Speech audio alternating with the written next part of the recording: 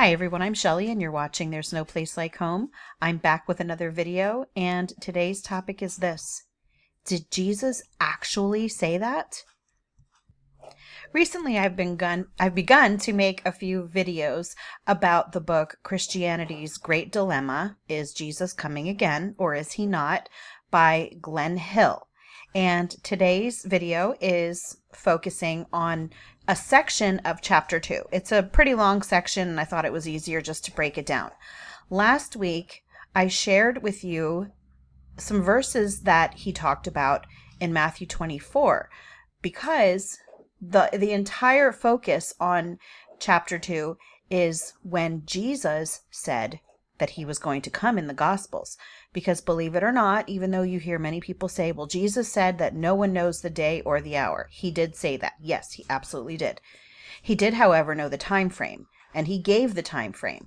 And so last week we talked about that time frame in Matthew 24. And today we're going to be focusing on Matthew 16, verses 27 and 28. I'm recording this video on December 1st, and several people have informed me that the author of this book, Glenn Hill, he actually passed away yesterday. And so I just wanted to share that with you if you wanted to pray for his family. And, you know, it sounds cliche to say our loss is heaven's gain, but I definitely think that in this case, that is certainly true. Paul McKee shared this in my comment section today, and this is what I'm assuming is a statement from Berean Bible Church about Glenn Hill, and I just wanted to share that with you. It is with great sadness that we announce the passing of our dear friend, Glenn Hill. Glenn was one of the kindest, most caring people you'd ever meet. He was a staple of the BBC annual conference. Aside from most recently, he has spoken at nearly every one since we started them in 2012. He had a deep love for the Word of God and the people of God. He knew no strangers, as he was always quick to meet and talk to everyone in a room, which is why at every conference we issue the Glenn Hill Challenge, which is to meet each and every attendee, as Glenn typically always did. He was deeply loved by Berean Bible Church and all who knew him. His book, Christianity's Great Dilemma, has been pivotal in spreading the message of fulfillment for many years now. While he is in the arms of his heavenly Father now, he will be sadly missed, but never forgotten by those who knew him.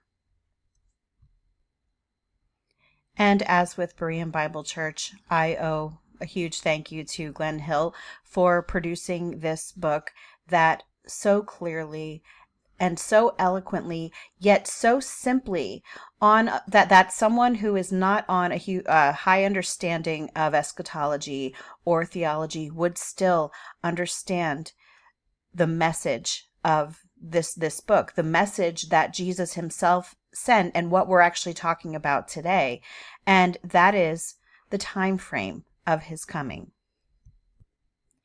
I want you to imagine yourself standing there with Jesus as he is talking to you about things that are going to be happening. And as you are imagining this, I want you to listen without any preconceived notions, and I want you to imagine to yourself how you would have taken this were you standing there with him. We're going to read Matthew 16, verses 27 and 28. For the Son of Man will come in his Father's glory with his angels, and then he will repay each one according to what he has done. Truly I tell you, some who are standing here will not taste death before they see the Son of Man coming in his kingdom. As with Matthew 24:34, which said, Truly I say to you, this generation will not pass away until all these things take place. These two verses also give us a time frame for when Jesus would be coming, for both verse 27 and 28. Now, verse 28, many people will look at because what does it say? Truly I tell you, some who are standing here will not taste death before they see the Son of Man coming in his kingdom. In other words, Jesus told the people who were standing there with him that some of them would still be alive when he came back. Now, you may not as easily see the timing statement or the time frame of Jesus's return in verse 27, but we're going to get into that in a little bit because that turns out to be a very interesting translation issue that turns up an awful lot in these prophetic statements. But for the time being, we're going to start in verse 21 because that's actually when this conversation starts. So we're going to read from 21 down to 28 so that we can understand the context of what is happening here. From that time, Jesus began to show his disciples that he must go to Jerusalem and suffer many things from the elders and chief priests and scribes, and be killed and be raised up on the third day. Peter took him aside and began to rebuke him, saying, "God forbid it, Lord. This shall never happen to you." But he turned and said to Peter, "Get behind me, Satan. You are a stumbling block to me, for you are not setting your mind on God's interests, but man's." Then Jesus said to his disciples, "If anyone wishes to come after me, he must deny himself and take up his cross and follow me. For whoever wishes to save his life will lose it, but whoever loses his life for my sake will find it. For what will it profit a man if he gains the whole world and forfeits his soul? Or what will a man give in exchange for his soul? For the Son of Man is going to come in the glory of his Father with his angels, and will then repay every man according to his deeds. Truly I say to you, there are some of those who are standing here who will not taste death until they see the Son of Man coming in his kingdom." On page 34 of Christianity's Great Dilemma, Glenn said, "Then Jesus told the disciples that if they would indeed follow him, they must deny themselves and take up their crosses. But he assured them that the way to find the best life was to give up their natural lives for his sake. Then he asked if there was any profit in gaining the world for which it would be worth losing their souls. He was saying they could ignore him and pursue their own goals, but they would lose out on their relationship with him and eternal life.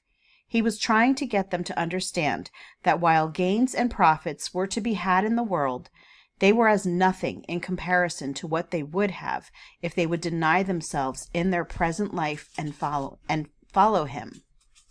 Then the conversation flowed very smoothly into verse 27, where Jesus continued with the same thoughts. He told them about the rewards he would bring for every man when he returned. Remember, he had just been talking to them about gains and profits, about rewards they could have in the world if they so chose, versus the rewards they could have for turning their backs on the world and following him. But as we saw in Matthew 24, to follow Jesus, they will go through great persecution and suffering. So Jesus was trying to solidify their allegiance. First, he assured them that he would pay better wages than this world. Secondly, he assured them that they would indeed get paid, though not at that time. He promised to pay them when he came again. And when did he say that he would come again to pay them? When some of them were still alive. When some of them who were standing there with him were still alive. They wouldn't taste death.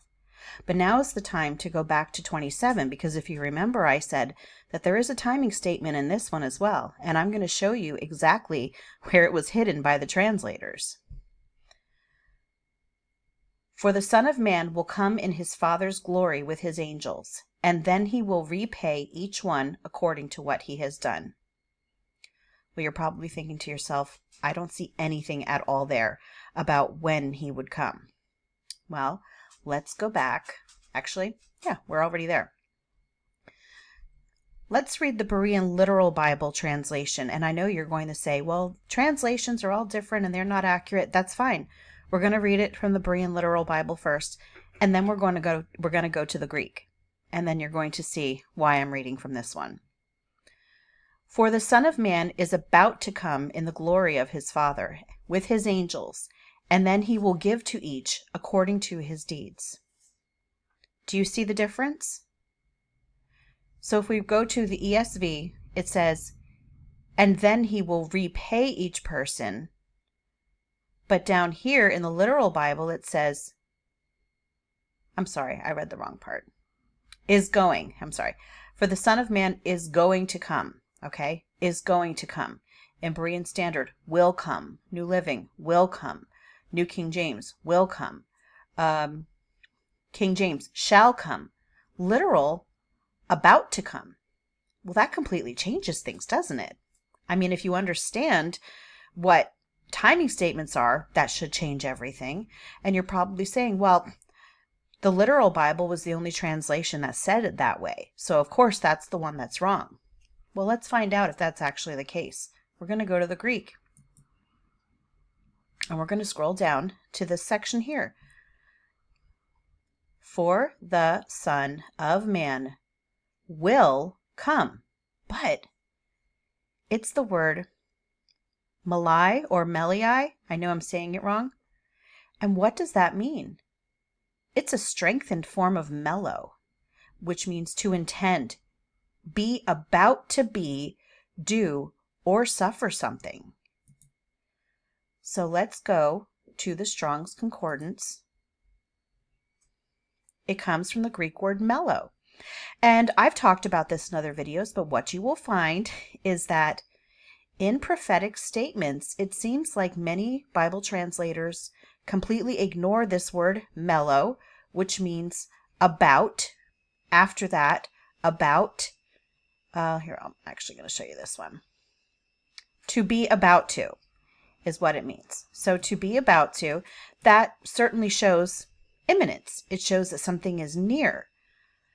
But translations, they completely skip that part. A lot of times they will leave the word mellow in and they will translate it as to be about to if it's something that is not prophecy related. But their biases show through in their translations, and since the translators don't believe that Jesus already came, they're not going to translate it that way. So what do? They just skip it. They pretend that it's not there. And instead of saying about to, they'll say shall, or they'll say will. But that's not actually what it says. So as we can see here, this indeed is in this statement. The Son of Man is about to come. Let's even click here. English lesson. About to means that something is going to happen very soon or is imminent. It indicates a near future action or event.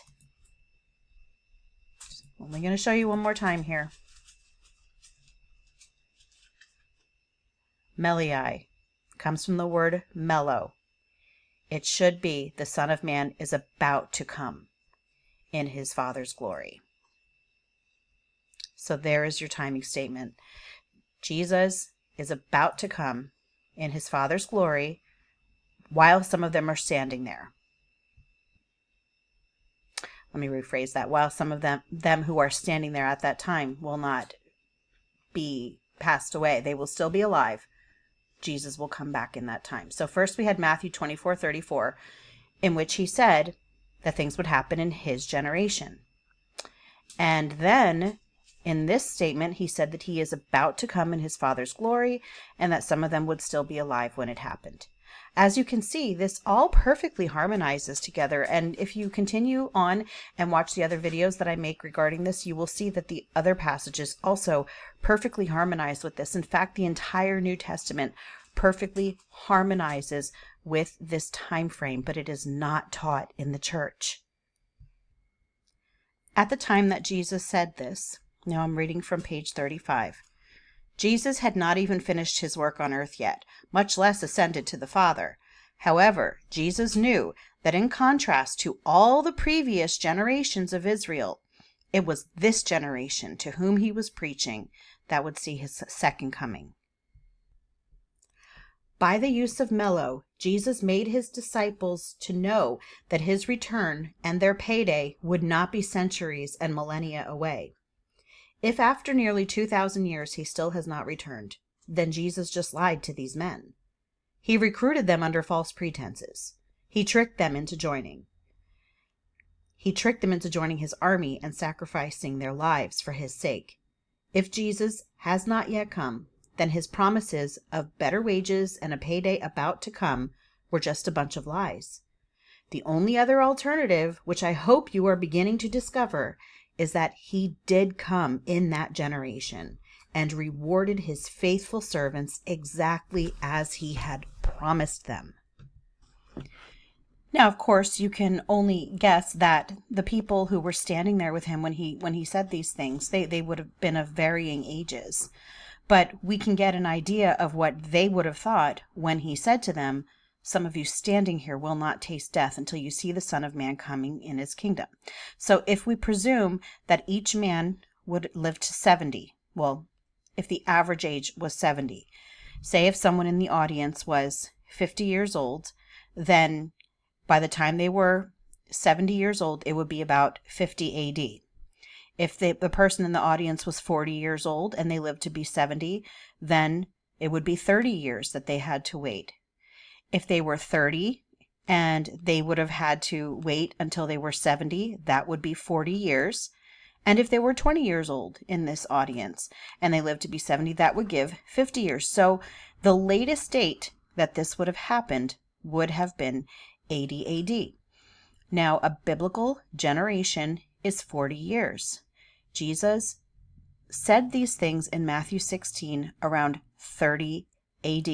So a biblical generation of 40 years does fit nicely within that time frame that I just gave to you, because even though, if they were 20 and they could wait 50 years until they were 70, it doesn't mean that it's going to happen when they're 70 years old. But as you can see, it fits nicely into this 40-year time frame of a biblical generation, that the men who were there with him, some of them would still be alive at that time period. Again, as I said before, it harmonizes beautifully. Then Glenn reiterates on page 38, because this is so important to understand. If he did not come before all of them died, then here again he would have deceived his followers and lied to them. He would have been guilty of using treachery to get them to deny themselves and follow him. But Jesus neither lied nor deceived his disciples. He came as he promised before they all died. So now if we come here to the 21st century, it is very popular now to say, Jesus is coming soon. You see it on sweatshirts, you see it on billboards, you see it, videos about it, you see books written about it, books that end up, many of them actually containing false prophecies about his coming. But the authors of those books never seem to be called out by the church, which is interesting, especially considering that God set such strict standards for prophets. And in Deuteronomy 18, he actually describes how to identify a false prophet, which the people making these prophecies in these books, for example, that Jesus was going to come in 1988, or that he was going to come on September 23rd or October 7th or whatever, those are false prophecies. And do you know why all of these prophecies end up being false? Well, they're going to end up being false because Jesus already came. So, do you know that there is not a single verse in the Bible that illustrates that Jesus was going to be coming in hundreds or thousands of years? That it was going to be some far off future. All of the timing statements regarding his coming showed that he was going to be coming imminently. This happens throughout the entire New Testament. I'm going to repeat that. There is nothing in the Bible that indicates that it would be hundreds or thousands of years. In fact, that assumption actually goes against what Jesus and the apostles said. On page 38, it says he did promise to return in the days of the early church, while some of his original followers were still alive, and I believe he did. If today, in the 21st century, Jesus still has not returned, then in order for him to keep his word, some of those first century disciples must still be alive. They would be around 2,000 years old. We know that is not true. So we are left again with only two alternatives. Either Jesus lied and was a false prophet, or he has already come again the second time, centuries and centuries ago. He did not lie. I believe he did come just as he promised. While these timing statements run throughout the New Testament, there are well over 101 timing statements given in the Bible regarding his coming.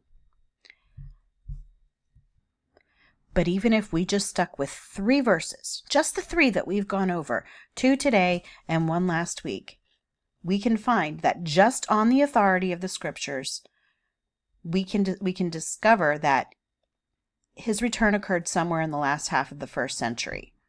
the whole New Testament does agree with this and supports this same time frame. Because again, Matthew 24:34, it would be in his generation. Biblical generation is 40 years. In Matthew 16:27, the Son of Man is about to come.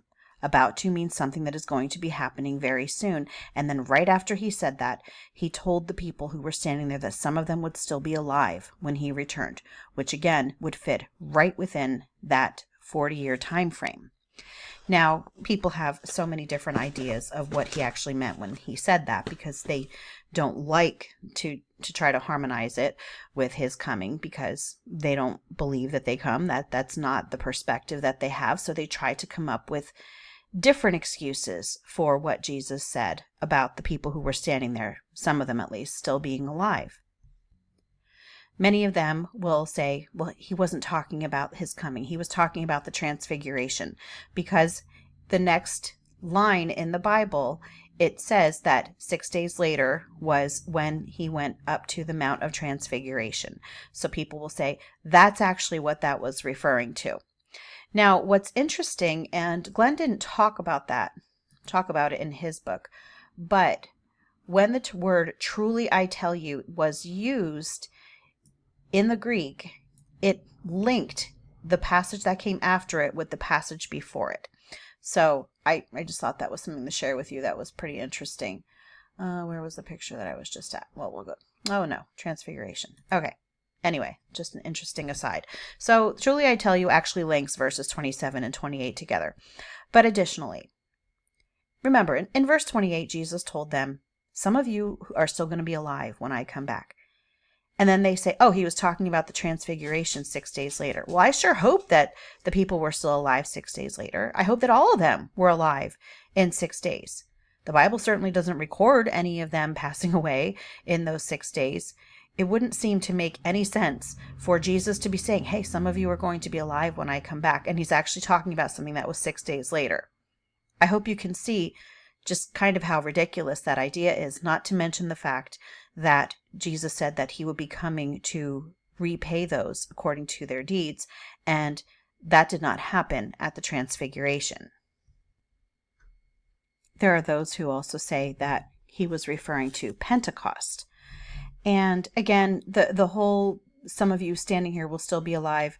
It was only, a few months to a year or so until Pentecost. So for him to say that some of them would not die before he came back, that statement, again, really wouldn't have held much meaning, because, certainly just within a few months, you wouldn't expect that, any of them would die. And again, there's nothing recorded that any of them did at that point, but that's not even the half of it. Jesus did not return in his Father's glory at Pentecost. Okay, he did not come back in all of his glory. And actually, long after that, the church was still looking for Jesus to come in his glory, long after Pentecost. For example, in Titus 2:13, looking for that blessed hope and the glorious appearing of our great God and our Savior, Jesus Christ. So, if Jesus was referring to Pentecost, the apostles surely didn't know it, because after Pentecost, they were still looking for his coming. And in fact, we could apply that also to those who believe that it was a transfiguration. His apostles didn't think that's what he was talking about. They were still looking for it. Jesus never promised that he would be coming in our day.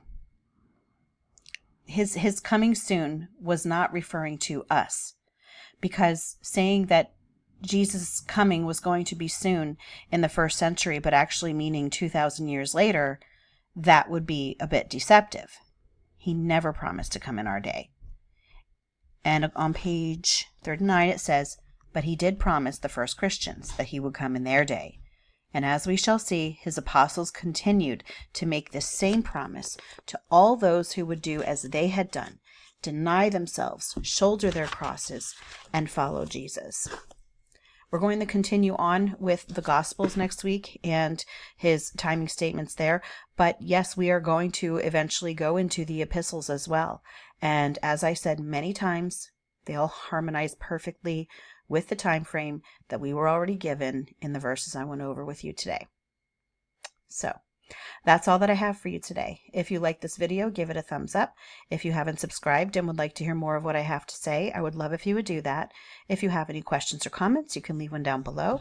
And if you like my work and would like to become a channel member, I will leave a link in the description box for that as well, or you can just click on it right on my channel page. And I hope you have a great day.